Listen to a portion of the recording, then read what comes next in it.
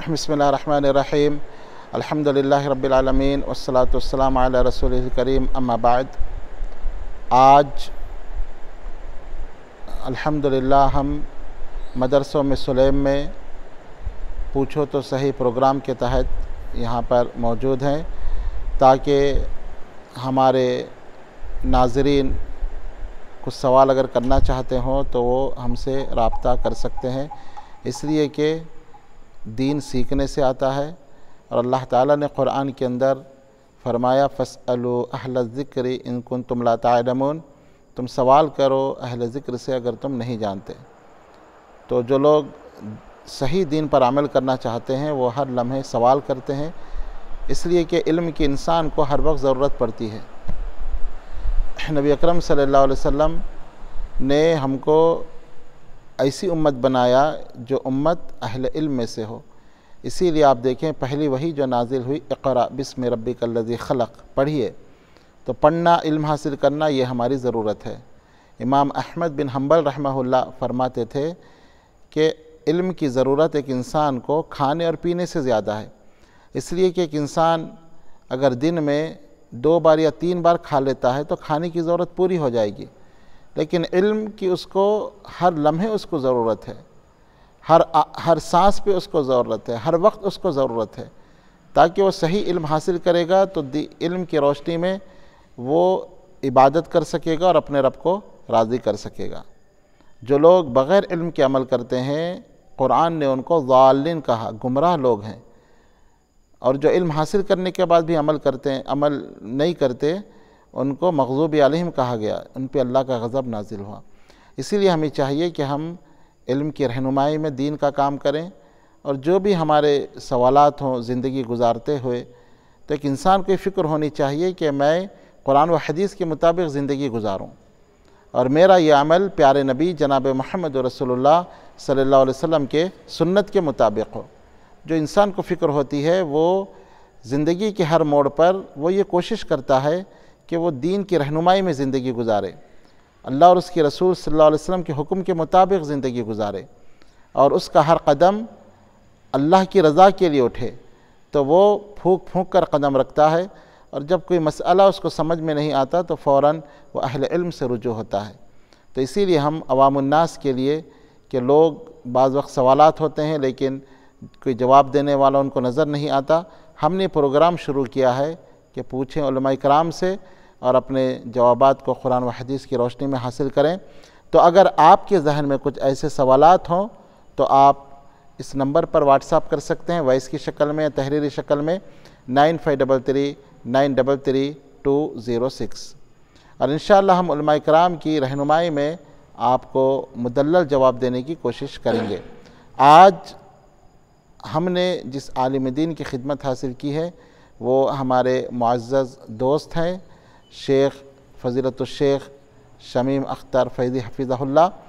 तो इससे पहले भी आपने जो है जवाबात दिए थे और क़ारीन ने तसल्ली बख्श जवाबात हासिल किए, और आज भी शेख हमारे पास मौजूद हैं।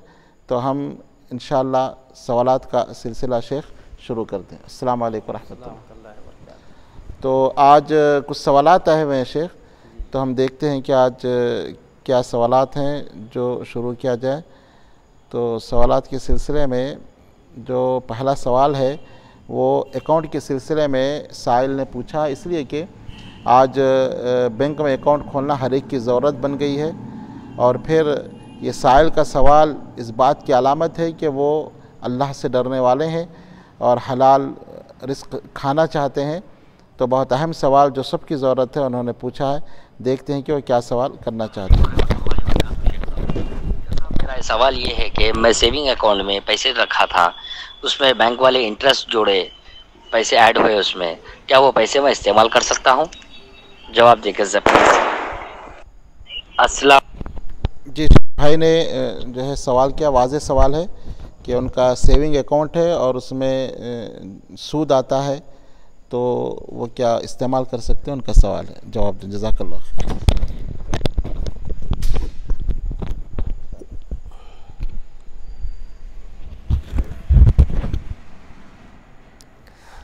जज़ाकल्लाह खैर। भाई का सवाल ये है कि सेविंग अकाउंट में जो सूद बनता है क्या उसको मैं इस्तेमाल कर सकता हूँ? तो मेरे भाई, सूद हराम है, इसको किसी भी तरीके से आप इस्तेमाल नहीं कर सकते हैं। लेकिन सेविंग अकाउंट में बनने वाले सूद के ताल्लुक़ से उलमाए किराम के बीच में ये इख्तलाफ है कि उसको हम इस्तेमाल कहाँ करें। इसके लिए बाज़ उलमाए किराम ये कहते हैं कि उसको किसी रिफ़ाई या फलाही काम में लगा दें, मुसाफिर खाना बना दें, कहीं कुआं वगैरह ही कर दें, तहारत खाने बना दें। बाज़ उलमाए किराम ये भी कहते हैं कि मदारिस या मसाजिद में तहारत खाने बना दिए जाएं। बाज़ कहते हैं रोड वगैरह, सड़क वगैरह बना दें। किसी का ये भी कहना है कि जो गरीब मोहताज हैं बग़ैर किसी सवाब के नियत के उनको दे दें। बाज़ उलमाए किराम का ये भी कहना है कि जो गैर मुस्लिम मोहताज हैं तालिफ़ क़ल्ब के वास्ते उनको सूदी बैंक से जो पैसे आ रहा है वो दे दिया जाए और इसका इस्तेमाल वहाँ किया जाए। लेकिन किताब व सुन्नत की रोशनी में जहाँ तक मैं समझता हूँ, मैं पहले इसकी वजाहत कर दूँ कि कोई मैं मुफ्ती तो हूँ नहीं कि मैं फ़तवा दूँ, लेकिन जब सवाल के जवाब के वास्ते आपने मुझे यहाँ बुलाया तो मैं अपनी राय पेश कर रहा हूँ कि किताब व सुन्नत की रोशनी में ज़ाहिर सी बात है सूद हराम है। जो उलमाए किराम ये कहते हैं कि बग़ैर किसी सवाब के नियत से गरीब और मोहताजों को दे दिया जाए, तो अल्हम्दुलिल्लाह किताब व सुन्नत में गरीब और मोहताज और बेवा यतीम वगैरह की ख़बरगिरी करने का हुक्म दिया गया है और वो हलाल माल से दिया जाएगा। इस तरीके से जो कहते हैं तालिफ़ क़ल्ब के लिए दिया जाए, तो तालिफ़ क़ल्ब के वास्ते गैर मुस्लिम को अगर दिया जाए तो उसके वास्ते भी ज़कात में एक मद मुतय्यन किया गया है। तो हमको उसी से देना चाहिए जिसका हुक्म हमें मिला है। सूद बहरहाल हराम है, खुद इस्तेमाल करें फिर भी, दूसरे इस्तेमाल करें फिर भी। बाज़ लोग ये भी दलील देते हैं कि उमर रज़ियल्लाहु ताला अन्हो को एक मरतबा नबी करीम सल्लल्लाहु अलैहि वसल्लम ने जब ये बताया कि जो रेशम के जो कपड़े हैं ये हराम है, तो उन्होंने अपने मुशरिक जो भाई थे उनको हदिया दे दिया था। इससे ये मालूम हुआ कि गैर मुस्लिम को ये दिया जा सकता है। लेकिन यहाँ एक बात समझने की ज़रूरत है कि जो रेशम है बज़ाते ख़ुद हराम नहीं है, औरतों के वास्ते हलाल है, उसका ख़रीद बिक्री वगैरह हलाल है। मर्दों के लिए इस्तेमाल हराम है दुनिया में, जन्नत में फिर वही उनको रेशम के कपड़े मिलेंगे। तो ये बज़ाते ख़ुद हराम नहीं है। इसीलिए इन्होंने जो उमर रज़ियल्लाहु ताला ने अपने मुशरिक भाई को दिया, अब वो उसको इस्तेमाल करे या बेच दे, कुछ भी कर सकते हैं। लेकिन जहाँ तक शराब की देखिए हुर्मत की बात है, जब शराब हराम हो गया तो शराब हर एक के वास्ते हराम हुआ, मर्दों के लिए भी, औरतों के वास्ते भी, हर एक के वास्ते उसका ख़रीदना बेचना सब हराम है।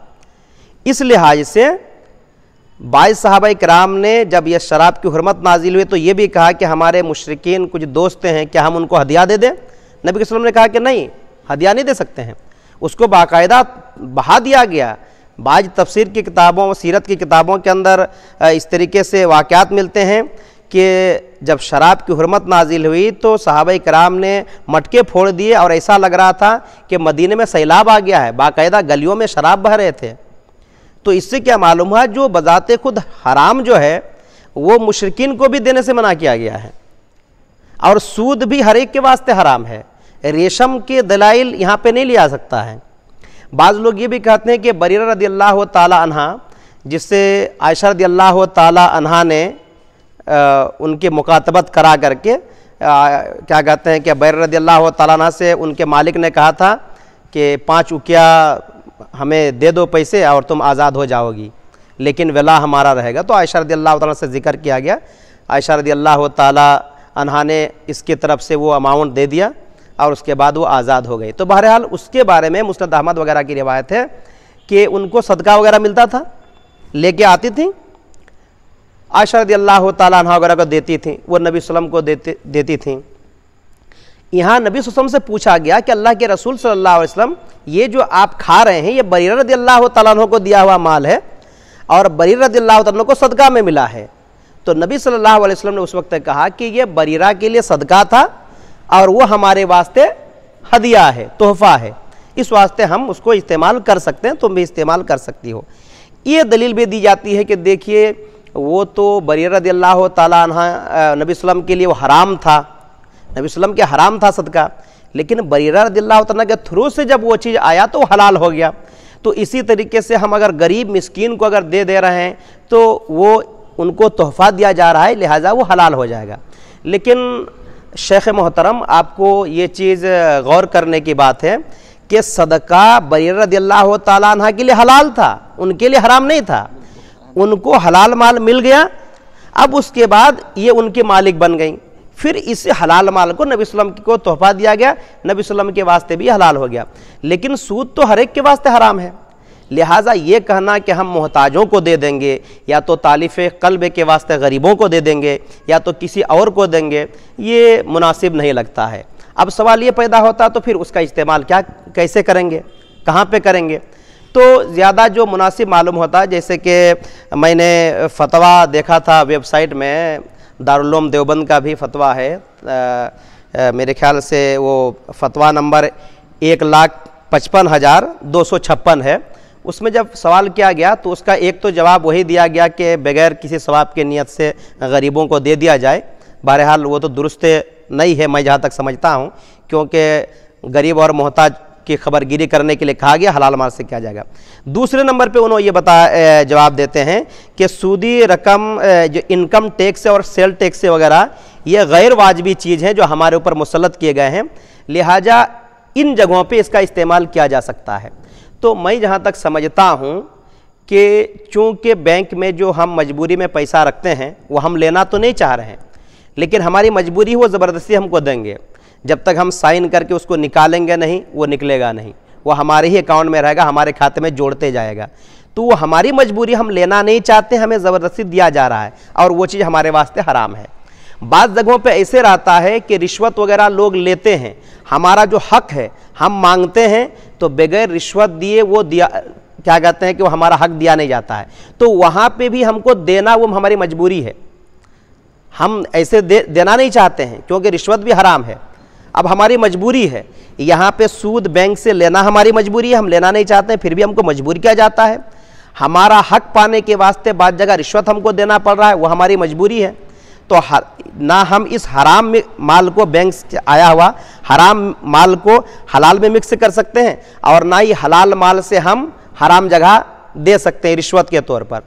तो जैसे दारुल उलूम देवबंद का जो ये फतवा है कि इनकम टैक्स वगैरह में दिया जा सकता है, इस लिहाज से ज़्यादा मुनासिब यही है कि इनकम टैक्स वगैरह या तो फिर इस तरीके से जो ये गाड़ी वगैरह जो खरीदते हैं, इंश्योरेंस वगैरह ये किया जाता है, इन चीज़ों में जहाँ पे हमारी मजबूरी है और हम देना नहीं चाहते, ऐसी जगह पे इसको इस्तेमाल करना ज़्यादा मुनासिब है। इसलिए कि इंश्योरेंस से जाहिर सी बात है हराम है, वो भी सूद है। और गाड़ी जब एक आदमी ख़रीदना चाहता है तो जब तक आप गाड़ी का इंश्योरेंस से नहीं बनाएंगे तब तक आप गाड़ी खरीद ही नहीं सकते हैं। तो गाड़ी की ज़रूरत है इंसान को, वो ख़रीदना चाहता है, लेकिन यहाँ मजबूरी यह है कि वो इंश्योरेंस से कराना ही पड़ेगा और वो सूद है, वो भी हराम है। तो ज़्यादा मुनासिब यह है कि बैंक से जो सूद मिल रहा है वो ऐसे जगह पे इस्तेमाल किया जाए जहाँ पे हराम है और मजबूरन हमको देना पड़ रहा है, जैसे कि गाड़ी वगैरह के इंश्योरेंस है, टैक्स वगैरह है। इसी तरीके से कुछ लोग ऐसे होते हैं कि जो मजबूरी में कर्जा सूद से ले लेते हैं, हालांकि नहीं लेना चाहिए, लेकिन सूद से कर्जा ले लिए हैं, अब वो कर्जा लिए हैं, अब उसको सूद भरना पड़ रहा है। तो बेहतर ये है कि यहाँ का सूद वहाँ के सूद में दे दिया जाए, ये हराम और ये हराम वहाँ पे भी लगा दिया जाए। तो जहाँ तक मैं समझता हूँ, वल्लाहु आलम बिस्वाब, मेरा ये अपना मानना है। मैं अपने, चूँकि मैं एक कम माया तालिब इल्म हूँ, छोटा आलिम हूँ, हमसे गलती भी हो सकती है, लेकिन जहाँ तक हम समझते हैं कि हराम माल को हराम ही जगह अगर लगाया जाए तो ज़्यादा मुनासिब है। और जो लोग ये कहते हैं, यहाँ तक कि कुछ लोग ये जो कह रहे हैं कि मसाजिद और मदारिस में भी लगाया जाए, रिफाई काम में लगाया जाए, जाहिर सी बात है रिफाई काम में लगाएंगे, बैतुल खुला वगैरह में लगाएंगे, कभी ये आदमी भी जाकर के वहाँ बैतुल खुला करेगा, कज़ाए हाजत के वास्ते ये भी जाएगा, तो ये भी तो इस्तेमाल कर रहा है, जबकि उनके लिए भी हराम है, दूसरों के लिए भी हराम है। वल्लाहु आलम बिस्सवाब क़ारीन नाज़रीन। लेकिन मैं जहाँ तक समझता हूँ कि हराम माल को हराम जगह ही लगाया जाए, کیونکہ بینک سے سود لینا ہماری مجبوری ہے، اور انشورنس وغیرہ یا تو اس طریقے سے ٹیکس وغیرہ دینا یہ ہماری مجبوری ہے۔ حلال مال سے ہم وہاں پہ بھی نہیں دیں گے، اور یہ جو سود ہے اس کو بھی ہم حلال چیزوں میں استعمال نہیں کریں گے، اس لیے یہاں کی مال وہاں پہ لگایا جائے، یہی زیادہ مناسب میں سمجھتا ہوں۔ باقی اگر علماء کرام کا اس میں اختلاف بھی ہو سکتا ہے، کسی کو اگر اختلاف ہے تو دوسرے علماء جو ان کو مسئلے بیان کریں، وہ جس کو جو مناسب لگے اس کے مطابق عمل کریں۔ السلام علیکم ورحمۃ اللہ وبرکاتہ۔ وعلیکم السلام ورحمۃ اللہ۔ ناظرین، آپ کو الحمدللہ تشفی بخش جواب مل گیا ہوگا، خاص کر یہ سود کے مسئلے میں، کہ ایک انسان کو چاہیے کہ وہ حلال کھانے کی کوشش کرے اور کسی بھی بہانے وہ حرام کے قریب نہ جائے۔ اور سود کے تعلق سے تو اللہ تعالیٰ نے خود قرآن کے اندر فرمایا کہ جو سود کھاتے ہیں گویا وہ اللہ اور اس کے رسول سے لڑنے کے لیے تیار ہو جائیں۔ تو اللہ سے کون لڑ سکتا ہے؟ تو بہت جو ہے بری بلا ہے یہ، اور آج کل لوگ اس کو معیوب نہیں سمجھتے۔ شیخ محترم نے واضح کر دیا ہے۔ اللہ تعالیٰ سے ہماری دعا ہے کہ اللہ تعالیٰ ہمیں رزق حلال کھانے کی توفیق عطا فرمائے، اور حلال کا لقمہ ہم اپنے پیٹ میں ڈالیں، اپنے بیوی بچوں کو حلال کھلائیں، اور حرام سے اور یہ سود سے اللہ تعالیٰ ہمیں بہت دور کر دے۔ آمین یا رب العالمین۔ اب انشاءاللہ دوسرے سوال کی طرف ہم آتے ہیں۔